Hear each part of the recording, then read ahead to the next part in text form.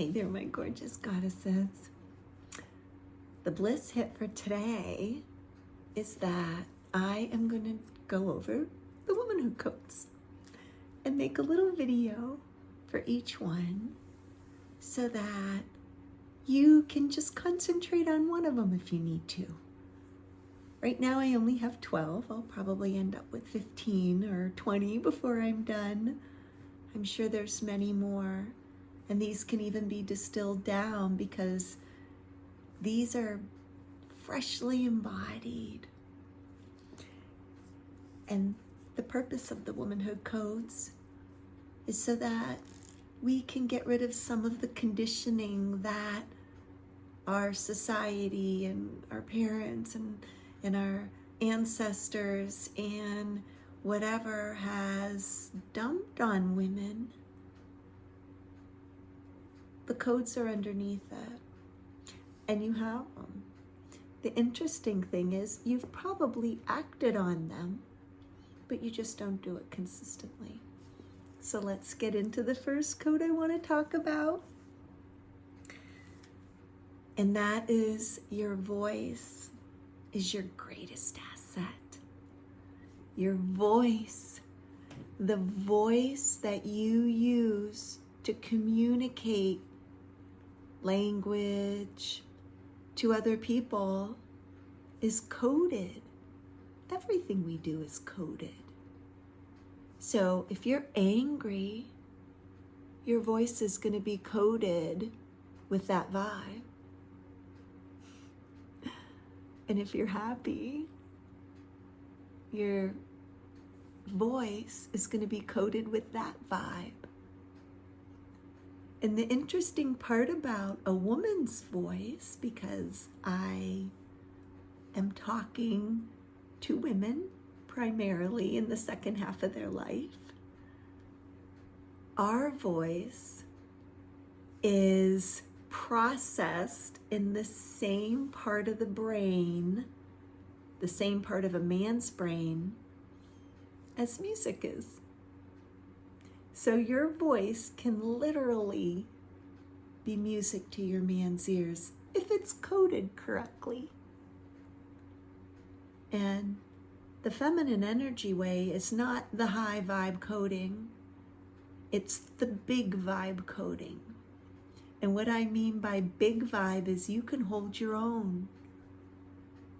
And that's necessary, especially for women today, because the world flattened out.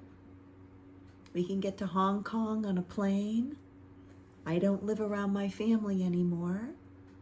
So the man I'm dating is not less than 6 degrees from anyone I know from my hometown. How do we protect ourselves? Using our voice as an asset. Well, I'm going to give you 3 ways you can protect yourself using your voice as an asset. Number 1,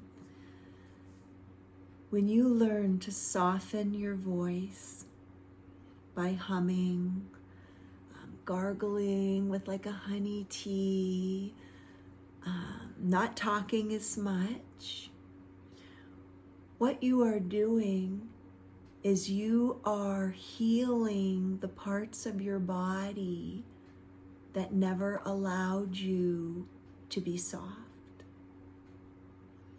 When you literally stop talking, some things happen. One of them is you start listening to other people. The second thing is you don't overextend your voice, therefore overextend information.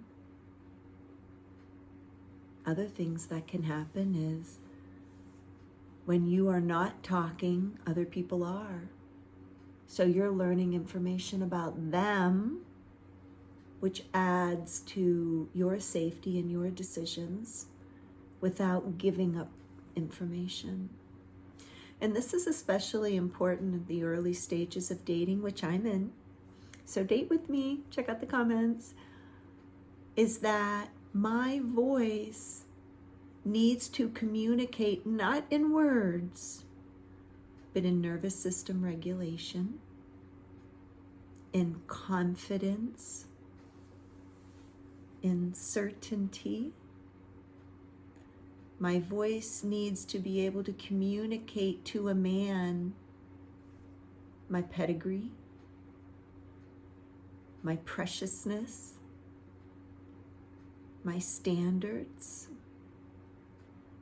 And words don't need to be used in order to communicate that when you use your voice. All right. Second thing, when you realize that your voice is your greatest asset, I am learning how to sing. I'm taking voice lessons, and I'm learning how to use this much of my throat and the rest of my body synchronized in order to hold notes. And then, of course, I memorize and everything else. But this right here, your throat, the muscles, the anatomy is mirrored in your vagina. And when you connect your throat to your vagina with an imaginary thread, and it can be golden, it can be moving in an infinity sign, it can be moving in a loop or just up and down, or just a thread holding. And you speak from that area of your body. The communication is much different. When you speak from your womb center and from your yoni, everything comes out just a little bit differently. And here's the key to that. Womanhood codes are steeped in clarity, where speaking from parts of my body are necessary to communicate as a woman. Not just speaking through my head, not just using words, but communicating with gestures and communicating by touching parts of my body, touching your womb, touching your heart.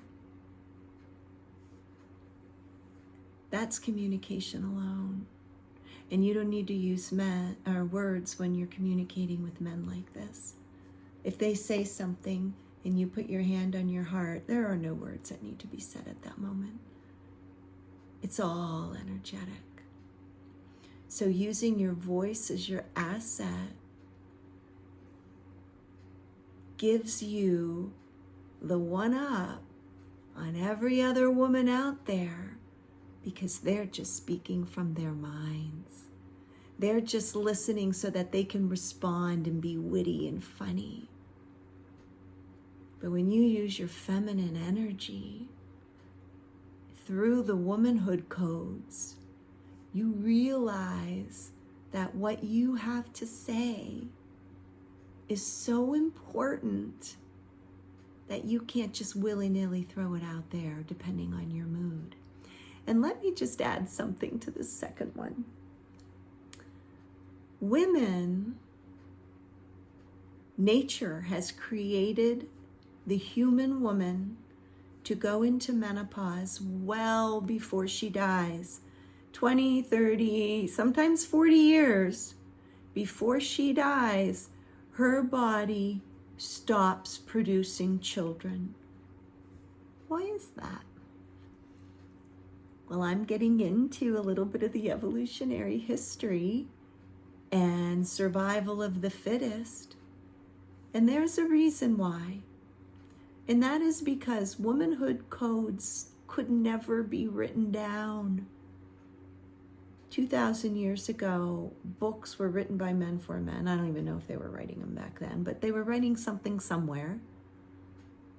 But because of the patriarchy coming in, men wrote books for men.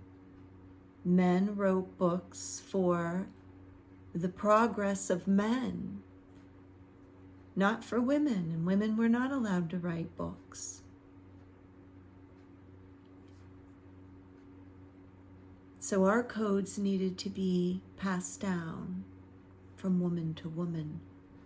So the extra 2 or 3 or 4 decades that a woman has where she is not in any danger of dying in childbirth, she can pass those codes on to her granddaughters and great-granddaughters. She has the ability, not worrying about bringing another child in and having to put her energy into that, where she can relax, help the other women, and pass the codes on.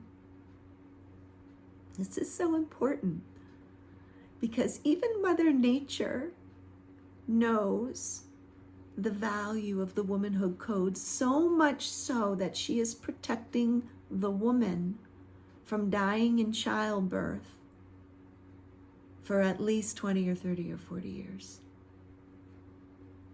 Nature's not protecting the man. He needs to provide till the day he dies and beyond. But the woman needs to pass down the womanhood codes because that is how we evolve. That is our legacy. That is going to push the good genes on to the future. And we have to make sure that the women in our lives get these codes. Okay. The last part of the womanhood code, that our voice is our asset, is that our voice is one of the major things that we use to regulate the nervous system of everyone around us. If a woman is out of control, we instinctually know we have a problem. If a man runs in and he's out of control, the women sit back and energetically read the situation because it might not even be our situation. And that's important because in the last, certainly my generation, we have been pushed out to help the man. We are their helper. We are their ride and die person. We are the one that is bringing everything we have to the table, including our wombs. And then things like health start fading, so our voice can't be sent into the next generation because we're ill and sick and dying and bitter, tired, sick. Our voice needs to be preserved. And in order to do that, we need to protect ourselves. In this patriarchy, we are forced to go out and work just because we think we are.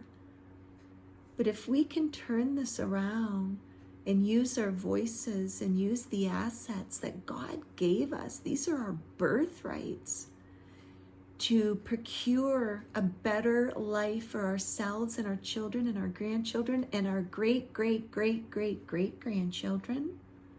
I'm talking about shifts that are going to reverberate 7 generations forward and 7 generations back. This is the power of a womanhood code that is wielded with compassion and love, not bitterness and resentment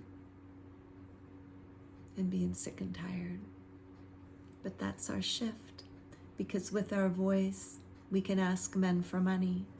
And before you get your shackles up, almost every woman that has come before us, and I'm in my 50s, had to ask their man for money to survive.